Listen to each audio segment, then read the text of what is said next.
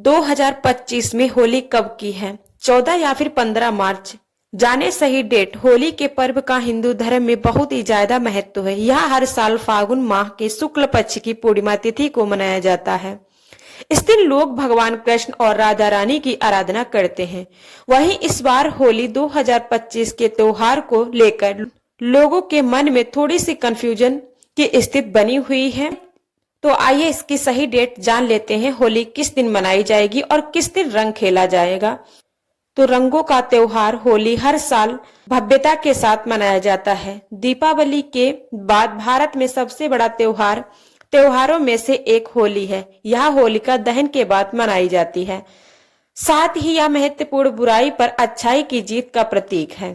हिंदू फाल्गुन महीने में मनाया जाने वाला इस पर्व का विशेष महत्व है। इस दिन को लेकर लोगों की अपनी अपनी मान्यताएं और पौराणिक कथाएं हैं। वहीं इसकी डेट को लेकर लोगों के मन में थोड़ी सी कंफ्यूजन है। चलिए इसके बारे में भी जान लेते हैं। हिंदू पंचांग के अनुसार सुबह 10:35 पर फाल्गुन माह की पूर्णिमा तिथि की शुरुआत होगी। वहीं इस तिथि का समापन 14 मार्च को 12:23 पर होगा। ऐसे में पंचांग को देखते हुए होलिका दहन 13 मार्च को होगा। इसके साथ ही इस साल 14 मार्च को होली का त्योहार मनाया जाएगा।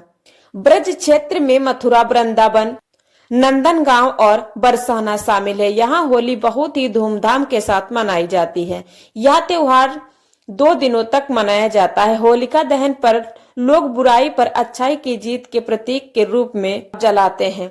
फिर अगले दिन रंग या गुलाल से होली खेली जाती है। इसके साथ ही घर पर बनी मिठाइयों का आनंद लिया जाता है। इस साल होलिका दहन का मुहूर्त 13 मार्च को रात्रि 11:26 से लेकर 12:30 तक रहेगा।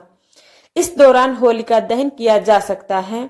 14 मार्च यानी होली के दिन साल का पहला चंद्र ग्रहण लगेगा। यह ग्रहण सुबह 9:29 से लेकर दोपहर 3:29 तक रहेगा। इस दौरान शुभ कार्यों को करने की मनाही होती है। होलिका दहन को हिंदुओं में सबसे प्रमुख त्योहारों में से एक माना जाता है। मान्यता है कि घर की सुख शांति बनाए रखने के लिए इस दिन कुछ काम करने से बचना चाहिए। हिंदू धर्म के अनुसार होली के त्योहार का विशेष महत्व है। होली के 8 दिन पहले में ही होलाष्टक का समय आरंभ हो जाता है, जिसमें शुभ कार्य करने की मनाही होती है और पूजा पाठ करने पर जोर दिया जाता है। 8 दिनों के समापन के साथ ही होलिका दहन होली एक दिन पहले मनाई जाने वाली रस्म में से एक है। लोगों की मान्यता है कि होलिका दहन के साथ बुराइयों का भी दहन होता है और बुराई पर अच्छाई की जीत होती है। होलिका दहन की परंपरा फागुन माह की पूर्णिमा तिथि की यानी कि पूर्व चंद्रमा की रात को मनाई जाती है, जिसका विशेष महत्व है।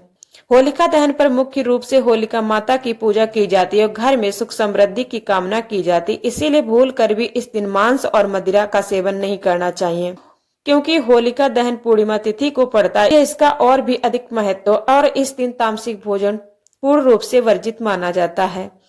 इस दिन पूरी तरह से मांस मदिरा के सेवन से बचे, अन्यथा धन की हानि होना और घर में रोग आना निश्चित होता है।